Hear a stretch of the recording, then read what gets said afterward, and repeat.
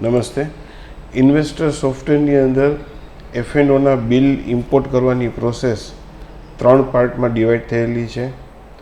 First પાર્ટમાં યુઝરે બ્રોકરની back ઓફિસમાં login કરી અને ત્યાંથી બિલ્સની ફાઇલ ડાઉનલોડ કરવાની હોય છે. ત્યાર પછી સેકન્ડ પાર્ટમાં આ ડાઉનલોડ કરેલી બિલ ફાઇલ્સને કન્વર્ટ કરવાની હોય છે અને થર્ડ પાર્ટમાં એને ઇમ્પોર્ટ કરવાની હોય છે. ફર્સ્ટ પાર્ટ આપણે આ વિડીયોમાં નહીં જોઈ શકીએ કારણ કે અલગ અલગ બ્રોકરોની અલગ વેબસાઇટ હોય છે. દરેક વેબસાઇટને અહીંયા લોગિન કરીને એના વિડીયો બનાવી ન શકીએ, એટલે આપણે સેકન્ડ પાર્ટથી આગળ સમજશું.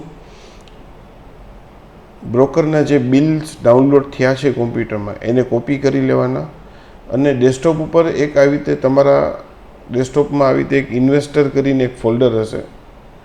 એ ફોલ્ડરમાં જાઓ એટલે અલગ અલગ શોર્ટકટ લિંક્સ છે. એમાં બ્રોકરની F&Oના બિલ પેસ્ટ કરવા માટેની જે લિંક હોય એને ક્લિક કરશો એટલે કે આવું બ્લેન્ક ફોલ્ડર ઓપન થાય. ત્યાં ડાઉનલોડ કરેલી બિલ ફાઇલ્સને પેસ્ટ કરી દેવાની. પછી બેક ઉપર ક્લિક કરી અને એ બ્રોકરનું F&O કન્વર્ઝન માટેનું ટૂલ રન કરવાનું. આ ટૂલ ઉપર જ્યારે તમે રન કરો ત્યારે અહીંયા ટ્રેડિંગ કોડનું એક લિસ્ટ હોય છે અને જેટલા બિલ આપણે ઇનબોક્સમાં કન્વર્ટ કરવા માટે મૂક્યા છે એનું લિસ્ટ હોય છે. આમાં ક્યાંય એવું જરૂરી નથી કે ભાઈ આપણે આમાંથી ટ્રેડિંગ કોડને સિલેક્ટ કરવાના અને જે બિલ્સ છે એ બિલ્સમાંથી કોઈ બિલને સિલેક્ટ કરવાના. એવું કશું જરૂરી નથી. યુઝરે એવું કશું કરવાનું નથી. ડાયરેક્ટ જેવું આ સ્ક્રીન આવે એટલે કન્વર્ટ ઉપર ક્લિક કરી દેવાનું, એટલે પછી એક એક બિલને કન્વર્ઝનની પ્રોસેસ ટૂલ કરશે. સાથે તમે એક વસ્તુ એ પણ જોઈ શકશો કે નીચે અહીંયા અમુક નંબર આવે છે, નંબરનો કાઉન્ટ આવે છે.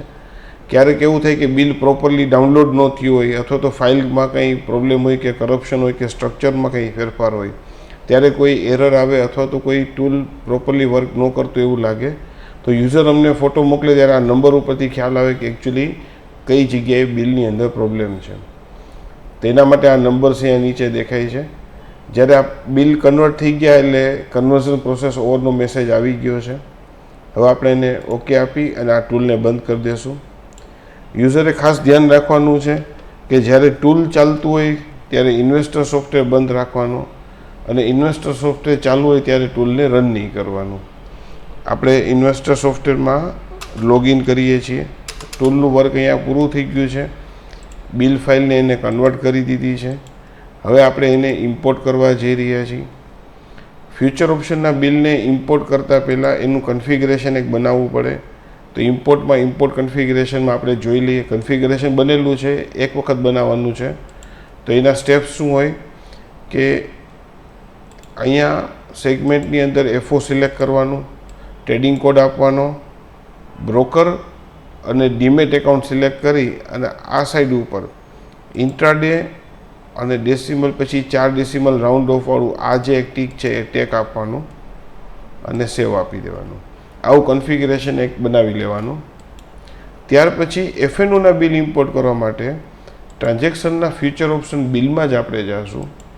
ત્યાં જઈ અને F7 પ્રેસ કરશું. F7 પ્રેસ કરી અને આપણે બ્રોકર સિલેક્ટ કરી લઈશું કે કયા બ્રોકરનું આપણે ઇમ્પોર્ટ કરવું છે અને પછી કઈ ડેટથી કઈ ડેટ સુધીનું ઇમ્પોર્ટ કરવું છે. તો આપણે 28/4 સુધી એટલે કે એપ્રિલ મહિનાના બિલ ઇમ્પોર્ટ અત્યારે કરીએ આ ડેમો સેશન માટે. હવે હું ફ્યુચર ઓપ્શન ઇમ્પોર્ટ ઉપર ક્લિક કરીશ અને સોફ્ટવેર એવું પૂછશે આપણને કે ભાઈ જો જૂના કોઈ અધવચ્ચે બિલ ચડેલા હોય તો આ ડેટની રેન્જમાં એટલે કે 1 એપ્રિલથી 28 એપ્રિલ સુધીના કોઈ બિલ ઇમ્પોર્ટ થયેલા હોય તેને ડિલીટ કરી નાખવા છે. આપણે એને યસ જ આપશું.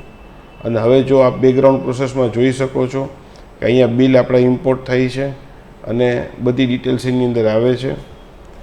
પ્રોસેસ કમ્પ્લીટ થતાં સોફ્ટવેર આપને મેસેજ આપ્યો કે FO ઇમ્પોર્ટ કમ્પ્લીટેડ. હવે આને ઓકે આપી દેશું અને હવે આપણે જોશું કે આની અંદર જો આ બધા બિલ ઇમ્પોર્ટ થઈ ગયા છે, F&Oના બિલ આવી ગયા છે, તો આ રીતે F&Oના બિલ ઇમ્પોર્ટ કરી શકાય. Thank you.